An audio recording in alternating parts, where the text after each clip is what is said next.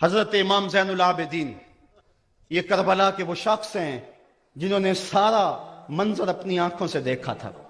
اتنے دکھ کسی کو نہیں پہنچے جتنے زینب اور زین العابدین کو پہنچے ہیں.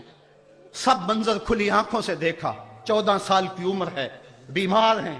تاریخ بتاتی ہے اس کے بعد ساری زندگی حضرت زین العابدین نے ٹھنڈا پانی نہیں پیا. جب پانی پینے لگتے تڑپنے لگتے, کہتے مجھے سکینہ کی پیاس یاد آتی ہے, مجھے علی اصغر کا تڑپنا یاد آتا ہے. ساری زندگی پھر ٹھنڈا پانی نہیں پیا. حضرت امام زین العابدین نے یہ سارا منظر کھلی آنکھوں کے ساتھ دیکھا تھا. اور پھر آپ نے دمشق کے بازاروں میں بھی اور کوفے کی گلیوں کے اندر بھی سروں کا یہ قافلہ اپنی قیادت کے اندر جو ہے وہ گزارا تھا. جب یزید کے دربار کے اندر حضرت امام زین العابدین پہنچے تو یزید نے پہلے تو جو ہے وہ دکھ کا اظہار کیا. بعض لوگ یہاں سے یزید کی بریت کا اعلان کرتے ہیں. یہاں کسی نے بڑی خوبصورت بات کہی کہ قاتل کی پشیمانی مقتول کی اہمیت کو تو بڑھا سکتی ہے لیکن اس کے دامن سے قتل کے داغ کو نہیں دھو سکتی. تو اس نے یہ سب کچھ کیا, یہ بس اس کے ٹسوے تھے جو وہ بہانے لگا.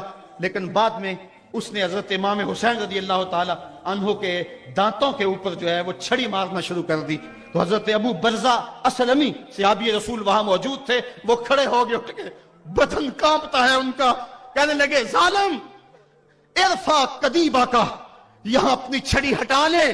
میں نے اپنی ان آنکھوں سے دیکھا ہے کہ کان رسول اللہ صلی اللہ علیہ وسلم یلسمہ, حضور نے ان ہونٹوں کو خود چوما ہے. تو یہ کہہ کہ آپ دربار سے نکل گئے اور روتے تھے اور آپ کے بدن پہ کپڑی بھی تاری تھی. بعد میں یزید نے کہا حضرت غلطی ہو گئی اور یہ میں نہیں چاہتا تھا, بتائیں آپ کی کوئی شرط ہو. تو آپ نے فرمایا میری 4 باتیں مان لو. ان 4 باتوں میں ایک بات یہ تھی کہ سر حسین اور سر شہیداں ہمارے سپرد کر دو تاکہ ہم کربلا جا کے ان کی تدفین کر سکیں. دوسری یہ تھا کہ ہمیں مدینہ حفاظت سے پہنچا دو. تیسری شرط یہ تھی کہ مجھے جو ہے وہ جمعے کا خطبہ دینے کی اجازت دو آج دمشق جامع مسجد کے اندر. چوتھی بات آپ نے یہ فرمائی کہ قاتلان حسین جو ہے وہ میرے سپرد کرو. اس نے کہا ہاں کون ہے قاتل حسین کا؟ لوگوں نے کہا خولی ہے. خولی نے کہا میں نے قتل نہیں کیا, یہ سنان بن انس نخی نے کیا ہے. سنان بن انس نخی کو کہا ہاں تو بتا. کہنے لگا میں قتل کیوں کرنا تھا, یہ تو شمر ذل جوشن نے کیا ہے. شمر ذل جوشن کو کہا تو بتا. کہنے لگا میں نے قتل نہیں کیا, میرا کون سا حسین نے کچھ بگاڑا تھا, قتل اس نے کیا ہے جس کی حکومت کو خطرہ تھا. تو یہ ہے وہ ہے قاتل حسین کا. اب یزید کہنے لگا تمہاری یہ شرط تو میں پوری نہیں کر سکتا, یہ بات تو پوری نہیں کر سکتا, اب خطبہ دے لو. اب حضرت امام زین العابدین خطبہ دینے کے لیے کھڑے ہوئے. خطابت تو اس گھر کی لونڈی ہے, جب یہ بولتے ہیں تو حکمت کے موتی دولتے ہیں. جو ہی امام زین العابدین کھڑے ہوئے, 14 سال عمر ہے اور دمشق کی جامع مسجد ہے. یزید بھی بیٹھا تھا, یعنی سلطنت بھی تھے, عوام کا بھی ہجوم تھا. جب آپ نے خطبہ شروع کیا لوگ زاروں کے تار رونے لگے, اور آپ نے اہل بیت کے مناقب جب لوگوں کے سامنے رکھے تو یزید گھبرا گیا کہ کہیں لوگ میرے گریبان تک نہ پہنچے. اس نے مؤذن کو اشارہ کیا جلدی جلدی اذان پڑھو.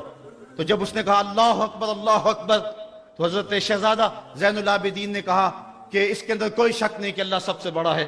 جب شہادتین کا کہا اشہد ان لا الہ الا اللہ, حضرت امام زین العابدین نے اس کے جواب کے اندر کہا ہاں ہاں اللہ کے علاوہ کوئی معبود نہیں ہے, اس کی گواہی ہم نے خون سے دی ہے, ہم نے اپنے لہو سے دی ہے اس کی گواہی. اور پھر اس کے بعد جب اشہد ان محمد رسول اللہ پہ لفظ آئے تو حضرت امام زین العابدین نے کہا یزید دیکھ اب اذان کے اندر تیرے نانے کا نام ہے یا میرے نانے کا نام ہے؟ آج بھی منبر پہ میرے نانے کا نام ہے. تو یزید مر گیا, اس کا نام مر گیا, اس کا تشخص مر گیا. حسین کل بھی زندہ تھا, حسین آج بھی زندہ ہے. حسین کربلا کے تپتے ہوئے ریگزار میں بھی زندہ تھا, کوفے کے بازار میں بھی زندہ تھا, اور دمشق کی جامع مسجد میں بھی زندہ تھا, مدینے میں بھی زندہ, مکے میں بھی زندہ, کابل میں بھی زندہ, کندھار میں بھی زندہ, قلعہ جنگی میں بھی زندہ, تورا گھوڑا میں بھی زندہ, موصل میں بھی زندہ, بغداد میں بھی زندہ, غزہ کی پٹی میں بھی زندہ, فلسطین میں بھی زندہ. آج حسین کی زندگی اور حسین کا باقپن دنیا کو بتا رہا ہے, بش کو بتا رہا ہے تیرے منہ پہ تماچا حسین مارے گا. زمانہ بتائے گا کہ حسین کل بھی زندہ تھا, حسین آج بھی زندہ ہے. حسین کی فکر لے کے اٹھو, اور پوری دنیا پہ چھا جاؤ اور زمانے کو بتاؤ کہ ہم حسین ابن علی کے سپاہی ہیں۔ صرف محرم کے دن آنسو بہا لینے سے کچھ نہیں ہوگا۔ کیا صرف محرم حسین کا مہینہ ہے؟ نہیں، پورا سال حسین کا ہے، پوری زندگی حسین کی ہے، پورے زمانے حسین کے ہیں۔ یہ صرف عاشور کا دن یا عاشور کی شب ہی حسین کی نہیں، سارے زمانے حسین کے ہیں۔ کل بھی حسین کا تھا، آج بھی حسین کا ہے، کل بھی حسین کا ہوگا۔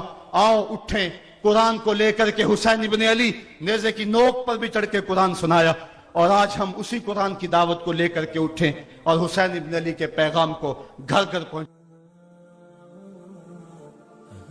حضور کا جب وصال ہوتا ہے تو حضرت زید بن عبداللہ اپنے باغ کو پانی دے رہے ہیں تو کسی نے جا کے ان کو کہا کہ حضور کا انتقال ہو گیا ہے، تو انہوں نے یوں ہاتھ اٹھا کے کہا اللہم اذہب بصری حتی لا ارا بعد حبیبی محمد احدا، اے اللہ میری آنکھوں کی بینائی اچک لے، مجھے نہیں چاہیے یہ آنکھیں، حضور کے بغیر میں اب کسی اور کو نہیں دیکھنا چاہتا۔ اللہ تعالیٰ نے ان کی آنکھوں کی بینائی ان کی دعا پر جو ہے وہ واپس لے لی۔ کچھ لوگ ان کا حال پوچھنے گئے، جب پتا چلا ان کی بینائی چلی گئی ہے تو انہوں نے کہا بڑا افسوس ہوا ہے کہ تمہاری آنکھوں کی بینائی جاتی رہی، تو فرمانے لگے تمہیں افسوس ہوگا، مجھے تو کوئی افسوس نہیں، میں حضور کے چہرے کے بغیر کچھ دیکھنا ہی نہیں چاہتا۔ یہ پیار کی وہ انوکھی داستان ہے کہ جو آپ کو کائنات میں کہیں بھی نہیں ملے گی۔ حضرت حسان بن ثابت رضی اللہ تعالیٰ عنہ کے اشعار پڑھیں جو حضور کے وصال پہ انہوں نے کہے ہیں، اس میں وہ فرماتے ہیں حضرت حسان بن ثابت کاش کہ مجھے کالا سانپ لڑ جاتا اور میری زندگی کا خاتمہ کر دیتا۔ سیدہ فاطمہ کہتی ہیں سبت علیہ مصائب لو انہا سبت علی الایام سرنا لیالیا، کہ میرے اوپر وہ مصیبتوں کے پہاڑ ٹوٹ پڑے ہیں، اگر وہ مصیبتیں جو ہے وہ روشن پر پڑتی تو وہ بھی سیاہ راتیں بن کے رہ جاتی۔ تو یہ محبتوں کی کیفیت، انسان تو انسان رہے۔ وہ غضبہ نامی اونٹنی جس پہ حضور سواری کیا کرتے تھے تو وہ حضرت سیدہ فاطمہ کی دہلیز پہ سر رکھ کے باقاعدہ آنسو بہایا کرتی تھی۔ وہ یافور نامی حضور کا دراز گوش قبیلہ بنو سلیم کے کنویں میں چھلانگ لگا کے اپنا خاتمہ کر لیتا ہے، جب حضور چلے گئے ہیں تو ہم نے جی کے کیا لینا ہے۔ حضرت امام احمد بن حنبل نے اپنی مسند کے اندر لکھا ہے کہ حضور کے گھر میں ایک چھوٹا سا ممولا تھا، جب حضور گھر آتے تو وہ کسی گوشے میں بیٹھ کے حضور کو دیکھتا رہتا، اور آقا کریم علیہ السلام جب گھر سے چلے جاتے اس طرح تو وہ مضطرب ہو جاتا، کبھی چارپائی پہ آ جاتا، کبھی چھت پہ، کبھی نیچے، کبھی دائیں، کبھی اوپر۔ جب آقا کریم علیہ السلام دوبارہ گھر آتے فساکانہ تو اس کے دکھی دل کو قرار آ جاتا۔ اور اگر محبتوں کی کہانیاں اور الفتوں کی دل آویز داستان کو چھیڑنے لگوں تو میں تمہیں ایک ایسی البیلی اور انوکھی کہانی سناؤں گا جس کو حضرت امام بخاری نے اپنی صحیح سند کے ساتھ روایت کیا ہے کہ مسجد نبوی کا ماحول ہے۔ آقا کریم علیہ السلام منبر پہ جلوہ فراز ہوئے، ابھی خطبے کا آغاز ہی ہوا ہے کہ ایک جانب سے سسکیوں کی آواز آنے لگی، کوئی پھوٹ پھوٹ کے رو رہا ہے۔ صحابہ دائیں بائیں دیکھتے ہیں، رونے والا نظر نہیں آتا، اور رونے والا اس درد سے روتا ہے کہ سینوں کے اندر کلیجے پھٹتے دکھائی دیتے ہیں۔ اس کے لہجے میں گداز اتنا ہے اور درد اتنا ہے کہ صحابہ دائیں بائیں دیکھتے ہیں، رونے والا نظر بھی نہیں آتا، لیکن اس کے رونے کی ہچکیاں اور سسکیاں زہرہ گداز ہیں، کلیجہ پگھلا دینے والی ہیں۔ اللہ اکبر۔ فنزل النبی صلی اللہ علیہ وسلم عن المنبر، حضور منبر سے نیچے اترے۔ آج پہلا دن تھا کہ حضور کے لیے منبر بنا تھا، حضور منبر پر بیٹھے تھے۔ پہلے کھجور کے ایک تنے کے ساتھ ٹیک لگا کے حضور واز کیا کرتے تھے، آج منبر بنا تو اس کو ایک سمت رکھ دیا گیا۔ رونے والا یہ وہ خشک تنا تھا جو حضور علیہ السلام کی جدائی کے اندر تڑپ رہا تھا۔ اس تنے ہنانہ در ہجر رسول زارمی نالت چوں ارباب عقول، رومی کہتے ہیں کہ اس تنے ہنانہ عاقل لوگوں کی طرح سسکیاں لے کے رو رہا ہے۔ آقا کریم علیہ السلام آئے اور اس تنے کو حضور نے اپنی باہوں میں لے لیا۔ جس طرح کوئی بچہ بچھڑا ہوا ماں کی گود میں آ جائے تو اس کی گھگی بن جاتی ہے، اس طرح اس کی گھگی بند گئی اور آقا کریم اس کے اوپر اپنا ہاتھ پھیرتے رہے، اور بتدریج اس کی سسکیاں اور اس کا رونا کم ہوتا رہا۔ پھر تھوڑی دیر کے بعد آقا کریم دوبارہ منبر پہ آئے، صحابہ سے ارشاد فرمایا کہ اے میرے صحابہ، لو لم افعل ہاکذا لہن الی یوم القیامہ، اگر میں منبر سے اتر کر کے اپنے عاشق زار کو یوں تسلی نہ دیتا، یہ قیامت تک روتا رہتا۔ حضرت امام محمد بن سیرین ایک بزرگ ہوئے ہیں، آپ فرمایا کرتے تھے کہ جب حضور کی محبت کا عالم یہ ہے کہ خشک لکڑیوں کو بھی جدائی برداشت نہیں ہے، تو حضور علیہ السلام کے جو غلام ہیں پھر ان کی محبت کا عالم کیا ہوگا۔ کربلا کے میدان میں حضرت امام حسین کے پاس ایک شکی آیا اور بڑی دیدہ دہانی سے کہنے لگا کہ دیکھو فرات کی نہر، اس کی لہریں اور اس کی موجیں اپنی پوری روانی کے ساتھ بہ رہی ہیں اور تمہیں ایک گھونٹ بھی نہیں ملے گا۔ تو حضرت امام حسین رضی اللہ تعالیٰ عنہ جو پیاس کاٹ رہے تھے، آپ کا خاندان پیاس سے بیٹھا تھا اور اللہ پر صابر تھے، آپ غصے اور جلال میں آئے اور ایسے ہاتھ اٹھائے اور کہا مالک آل محمد کو تانے دے رہا ہے، حوض کوثر کے وارثوں پہ بات کر رہا ہے، اللہم امت ہو عطشانن، اے اللہ اس کو پیاسا مار۔ بس یہ لفظ زبان سے نکلنے تھے کہ اس کا گھوڑا بدکا اور رکاب میں اس کا پاؤں پھنسا اور وہ چیختا روتا رہا اور پانی پانی پکارتا رہا اور اس حالت کے اندر مر گیا۔ اگر ان کے ہاتھ اٹھ جاتے تو وہاں اس امتحان گاہ میں کوئی راستہ نکل سکتا تھا، لیکن حضرت امام حسین رضی اللہ تعالیٰ عنہ نے کوئی راستہ نہیں لیا، کوئی کمپرومائز نہیں کیا۔ آپ نے فرمایا کہ ایک ہی بات ہے کہ میں یزید کے ہاتھوں میں ہاتھ نہیں دوں گا۔ یزید کا اصرار یہ تھا کہ تم میری بیعت کر لو، میں تمہیں سب کچھ دوں گا۔ بہت سارے لوگ ہم نے دیکھے ہیں کہ جب وہ باطل کے خلاف کھڑا ہونے کی بات کرتے ہیں تو ان کی گفتگو میں بڑا تن تنا ہوتا ہے، ہم یہ کر دیں گے، ہم وہ کر دیں گے، لیکن جب حکومت وقت ان کا میٹر کاٹ دے تو پھر وہ یو ٹرن لے لیتے ہیں۔ وہ اتنی تکلیف بھی گوارا نہیں کرتے جو چمک چمک کے بات کر رہے ہوتے ہیں۔ میں سلام نہ کر لوں، بیٹوں کی گردنیں کاٹ دی گئی، حسین نے پھر بھی یو ٹرن نہیں لیا ہے، حسین نے پھر بھی راستہ تبدیل نہیں کیا ہے، استقامت کا کوہ گراں بنے رہے۔ اور اس امتحان گاہ میں حضرت امام حسین رضی اللہ تعالیٰ عنہ نے جس پامردی کے ساتھ، جس جرت کے ساتھ قیام کیا، وہ تاریخ کا ایک انوکھا باب ہے۔ میں ایک بات کہا کرتا ہوں کہ لوگ سر بچانے کے لیے ہاتھ دے دیتے ہیں، لیکن امام حسین نے ہاتھ بچانے کے لیے سر دے دیا اور یزید کے ہاتھ میں ہاتھ نہیں دیا۔ یہ سرخروئی تھی جو انہوں نے کہا کہ یہ کیسے ہو سکتا ہے، آپ کے لفظ ہیں وَمِثْلِي لَا يُبَايِعُ، کہ میرے جیسے لوگ یزید جیسے لوگوں کے ہاتھ پر بیعت کیسے کر سکتے ہیں۔ یہ بات ذہن میں رکھیے کہ یہ جو مسلح کی امامت ہے یہ امامت صغرا ہے، چھوٹی امامت ہے۔ اس میں تو اگر امام کی داڑھی کا سائز چھوٹا ہو، حد شریعت سے کم ہو، تو اس کے پیچھے نماز نہیں پڑھی جاتی۔ اگر وہ اچھی طرح سے پاؤں نہیں لگاتا ہے تو اس کے پیچھے نماز نہیں پڑھی جاتی۔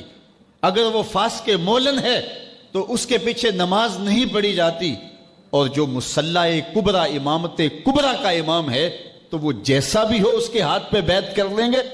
یہ آج کے دور کا مفاد پرست تو کر سکتا ہے جو قیمے والے نان پہ ووٹ دے دیتا ہے، جس کی رگوں میں محمد عربی کا خون ہے، بھلا اس سے یہ کیسے گوارا ہو سکتا ہے۔ آپ نے اعلان کرتے ہوئے کہا وَيَزِيدُ بْنُ الْمُعَاوِيَةَ فَاسِقٌ فَاجِرٌ قَاتِلُ النَّفْسِ مُعْلِنٌ بِالْفِسْقِ شَارِبُ الْخَمْرِ، یزید فاسق ہے، فاجر ہے، اعلانیہ فسق کرتا ہے، مسلمانوں کا قاتل ہے، شراب پیتا ہے۔ حسین ابن علی اس کی کیسے بیعت کر سکتا ہے؟ میں ڈٹ کے ڈنکے کی چوٹ پہ یزید کی بیعت کا انکار کرتا ہوں۔ اب اس کی قیمت کتنی دینی پڑے گی؟ جتنی بھی قیمت مجھے دینی پڑے وہ میں قیمت ادا کروں گا۔ میں تمہارے لیے ایک مثال پیش کرنا چاہتا ہوں، اور آپ نے وہ مثال، روشن مثال پیش کی۔ دیکھیے کربلا کے میدان میں حضرت امام حسین اگر نہ جاتے، کوئی راستہ لے لیتے، تو مجھے یہ بتائیے کیا آج ہمارے اندر موجود ہوتے؟ موت تو برحق ہے، لیکن آپ نے وہ راستہ اختیار کیا جو موت کا نہیں تھا، حیات کا تھا۔ حضرت امام حسین رضی اللہ تعالی عنہ سرخرو ہوئے، وہ کامیاب ہوئے، وہ بامراد ہوئے، سب کچھ لٹا کر کے بھی پھر بھی حسین آج زندہ ہے، اور یزید کا نام سوائے دشنام کے باقی نہیں ہے۔ یہ شروع سے پیغمبر حسن و جمال حضور علیہ السلام کی توہین و تنقیص کو شعار زندگی رکھتے ہیں۔ تو ایک زمانے میں انہوں نے سازش کی اور آقا کریم کے روضہ اطہر سے حضور کے جسد اطہر کو چرانے کی سازش کی، اور جس کی حفاظت میرا رب کرے کون اس محبوب کا بال بیکا کر سکتا ہے۔ یہ جو کچھ ہو رہا ہے یہ ہمارا امتحان ہے، ورنہ جس کے سر پہ وارا فانا لاکا ذکر کا تاج میرے رب نے رکھا ہے، بھلا اس کی شان کو کوئی گھٹا سکتا ہے؟ جدا ذکر خدا بلند کرے کیڑا جمعہ حسن و بند کرے، اس ذکر دا حافظ آپ خدا پڑھو لا الہ، خود اللہ حفاظت کرنے والا ہے ذکر کی۔ یہ تاج رب نے محبوب کے سر پہ رکھا ہوا ہے، اس لیے چاند کی طرف منہ کر کے تھوکنے سے چاند کی نوری کرنوں کو میلا نہیں کیا جا سکتا۔ تھوکنے والے کا اپنا منہ گندا ہوگا، لیکن چاند کل بھی روشن تھا، چاند آج بھی روشن رہے گا۔ مدینے والے چاند کی عظمتوں کو کوئی گہنا سکتا ہی نہیں ہے، کیونکہ جس کے سر پہ ورفانا لکا ذکر کی چادر میرے رب نے تان دی ہے، اس کی عظمتوں کو کوئی گھٹا سکتا ہی نہیں ہے۔ یہ امتحان ہمارا ہے، یہ آزمائش ہماری ہے۔ اللہ اکبر۔ تو میں نے کہا کہ یہ سعادت مند لوگوں کا مقسوم ہوتا ہے۔ تو زمانے میں یہ سازش کی کہ حضور کے جسد اطہر کو روضہ انور سے نکال لیا جائے، اور پھر باقاعدہ انہوں نے 2 اشخاص کو وظائف پڑھا کر کے، داڑیاں رکھوا کر کے، جبہ و دستار پہنا کر کے مدینے میں بھیجا، صوفیاء کے، نیکوکاروں کے، علماء کے، زاہدین کے روپ میں، اور انہوں نے وہاں ایک جگہ کرائے پہ لے لی اور اپنی کارروائی کا آغاز کر دیا۔ وہ اپنے کمرے کے اندر سرنگ کھودتے اور روزانہ مٹی نکالتے، اور رات کے اندھیرے میں بقی کے قبرستان میں قبروں کے اوپر مٹی ڈال کے آ جاتے، اور سارا دن تسبیح لیے اللہ اللہ کرتے رہتے۔ لوگ کہتے کہ یہ تو بڑے صالح لوگ ہیں، اور پھر لوگوں کو خیرات بھی کرتے، لیکن کارروائیاں اور انداز یہ تھا، لباس خضر میں رہزنی کر رہے تھے، اور یہ ڈاکو اور یہ رہزن لٹیرے ایک بہت خطرناک مہم پہ آئے ہوئے تھے۔ جب وہ بالکل قریب پہنچ گئے، اور ایک روایت میں آتا ہے کہ حضرت عمر کے پاؤں کا انگوٹھا بھی ننگا ہو گیا، حضور علیہ السلام سلطان نور الدین زنگی کو خواب میں ملے، اور ان کی شکلیں دکھائی کہ یہ 2 موذی مجھ کو تکلیف دے رہے ہیں۔ تو سلطان فوراً اٹھا اور کہا مدینے میں کوئی غیر معمولی واقعہ ظہور پذیر ہوا ہے، اور اس نے جلدی سے کچھ سواروں کو اپنے ساتھ لیا اور کچھ خزانہ ساتھ لیا، اور فوجوں کو حکم دیا کہ وہ تیار ہو کر کے جلدی میرے پیچھے آئیں۔ مدینے میں پہنچ کر کے اس نے دعوت عام کر دی، اور لوگوں کو کہا کہ آؤ میرے دسترخوان نعمت سے کھاؤ، اور لوگوں کو خیرات کرنے لگا۔ سارا مدینہ اس کے پاس آیا، لیکن جو شکلیں اس نے دیکھی تھی اس کو وہ نظر نہ آئی۔ وہ بار بار پوچھتا تھا کوئی رہ تو نہیں گیا؟ لوگوں نے کہا کہ نہیں، سارے جو ہیں وہ آپ سے خیرات لے گئے ہیں۔ ہاں 2 شخص ایسے ہیں کہ جو بہت بڑے سخی ہیں، ان کو تو ضرورت ہی نہیں آپ کی دہلیز پہ آنے کی۔ بادشاہ نے کہا مجھے دکھاؤ وہ کون ہے۔ بادشاہ کو شک گزرا یہ وہی تھے۔ جب سامنے آئے تو بادشاہ نے فوراً پہچان لیا، کہا کہ میں تمہارے ڈیرے پہ جہاں تم رہتے ہو وہاں جانا چاہتا ہوں۔ بادشاہ تفتیش کرنا چاہتا تھا، جب دیکھا تو تسبیحیں لٹکی ہیں، مصلے بچھے ہوئے، قالین بچھے ہوئے ہیں۔ تو بادشاہ مصلہ اٹھایا، قالین اٹھایا تو نیچے پھٹا تھا، جب پھٹا اٹھایا تو نیچے سرنگ تھی۔ پھر بادشاہ نے ان کو جانوروں کے پیچھے بندھوا کر کے چروا دیا، اور میں نے تاریخ میں پڑھا سلطان نور الدین زنگی مدینے کی گلیوں میں پھر اس کے بعد روتا پھرتا تھا، اور اس کی آنکھوں میں آنسو تھے، اور کہتا تھا یا رسول اللہ تمہاری مہربانی کہ یہ ڈیوٹی میرے ذمہ لگائی ہے، ورنہ کائنات بھری پڑی تھی، یہ سعادت مندی میرا مقدر کہ اس نوکری کے لیے مجھے منتخب کیا ہے۔ ہمارے اسلاف، ہمارے بزرگ، اس دور کے شہنشاہ، اس دور کے بادشاہ اتنی جرأت اور اتنی عظیمت رکھا کرتے تھے، اور آج ہماری کمزوریاں نے دشمنوں کو دلیر کر دیے۔ کبھی ایسا بھی اندھیر آیا تھا کہ سرے عام یوں توہین و تنقیص ہوتی ہو پیغمبر حسن اور پیغمبر جمال کی، اور پھر 1 ارب 40 کروڑ انسان دنیا کے اوپر بستے ہوں، یہ بھی زمانے نے دن دیکھنے تھے۔ اس وقت ہمارا المیہ یہ ہے کہ ہمارے پاس عالمی لیڈر کوئی نہیں ہے، عوام کے جذبے یقیناً دیکھنے کے۔ سیریا کے بچوں کو میں نے دیکھا کہ وہ چھوٹے چھوٹے بچے، انہوں نے ہاتھوں میں کتبہ پکڑا ہوا ہے، اور میں اس منظر کو دیکھ کر کے کتنی دیر تک سکتے میں رہا۔ اس کے اوپر لکھا ہوا تھا اقتلونا ولا تسبوا لنبینا، ہمارے ٹکڑے کر دو لیکن ہمارے نبی کو گالی نہ دو. ان بچوں کے درد کی کہانی کلیجے چیر رہی تھی. حضور علیہ الصلوۃ والسلام کی محبت عقل کا تقاضا بھی ہے، دین اور شریعت کا بھی تقاضا ہے.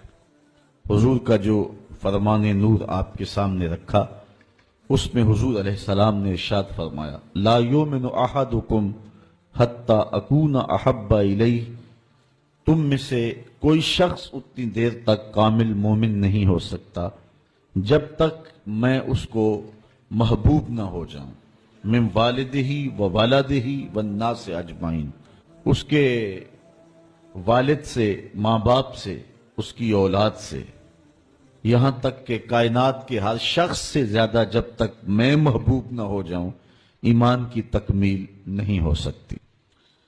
حضرت سیدنا عمر رضی اللہ تعالیٰ عنہ نے بارگاہ رسالت مآب صلی اللہ علیہ وسلم میں عرض کی لَأَنْتَ یا رسول اللہ صلی اللہ علیہ وسلم احب الی من کل شیء الا نفسی، حضور آپ مجھے کائنات کی ہر شے سے زیادہ محبوب ہیں، لیکن میں جو اپنی کیفیت پا رہا ہوں وہ آپ کے سامنے رکھ رہا ہوں، مجھے اپنی جان سے زیادہ آپ محبوب نہیں ہیں.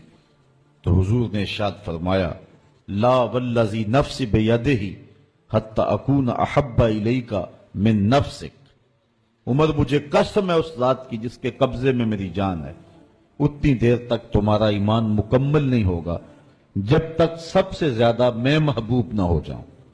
حضرت عمر رضی اللہ تعالیٰ عنہ نے عرض کی الآن احب الی من نفسی، حضور اب جو ہے وہ آپ مجھے اپنی جان سے بھی زیادہ آپ محبوب دکھائی دے رہے ہیں.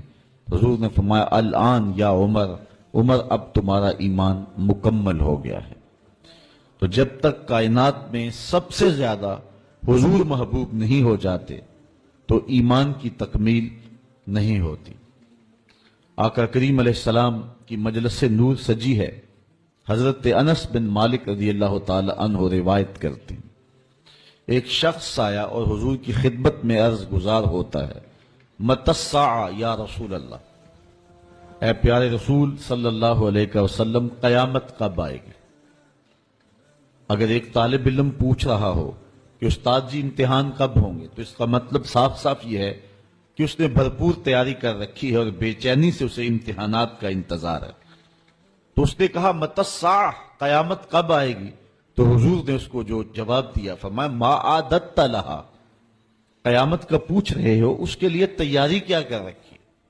تو شخص کا جواب سنیے، اس نے عرض کی ما عادت لہا من کثیر صلاۃ ولا صوم ولا صدقہ ولیکن احب اللہ ورسولہ، میں قیامت کی تیاری کے لیے نمازوں، روزوں اور صدقات کی کثرت نہیں رکھتا.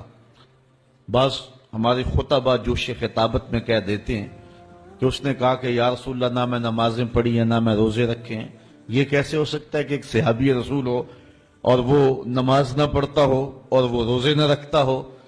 اس نے روزوں اور نمازوں کی کثرت کی نفی کی ہے. لفظ جو حدیث کے ہیں وہ یہ ہیں، اس نے کہا ما عادت لہا من کثیر صلاۃ ولا صوم ولا صدقہ، میرے پاس نمازوں اور روزوں اور صدقے کی کثرت نہیں ہے.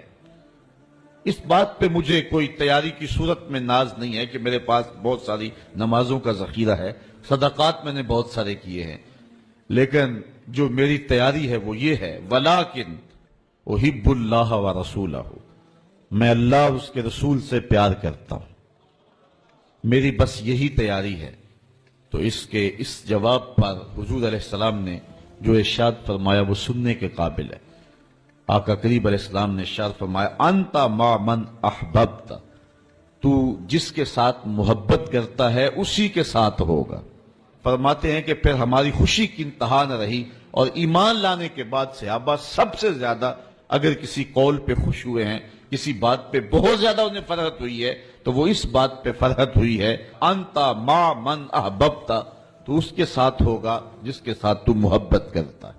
حضور نے ارشاد فرمایا ان الرسالۃ والنبوۃ قد انقطعت رسالت اور نبوت اب ختم ہو گئی.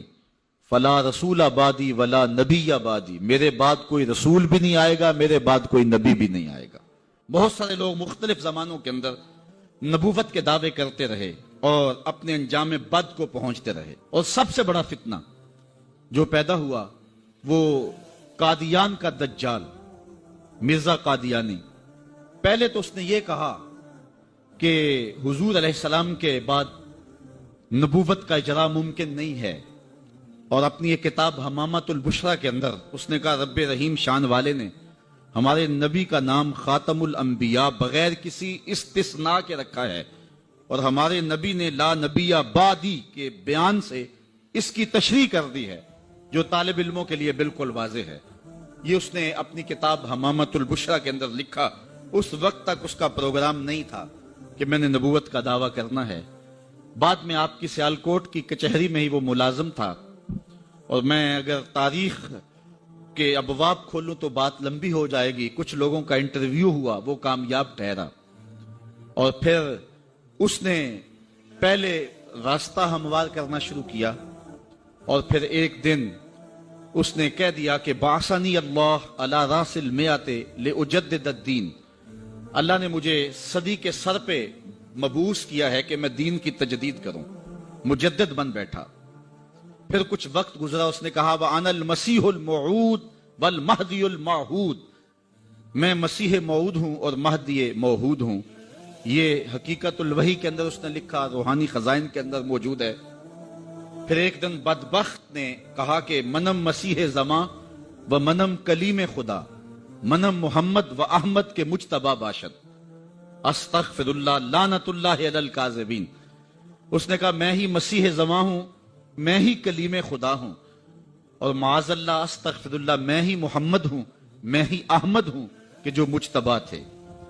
اور پھر بدبخت آگے بڑھا اور اس نے انبیاء کی توہین کی، ذات باری کی توحید کی، اور کہا بایعانی ربی، میرے رب نے میری بیعت کی ہے.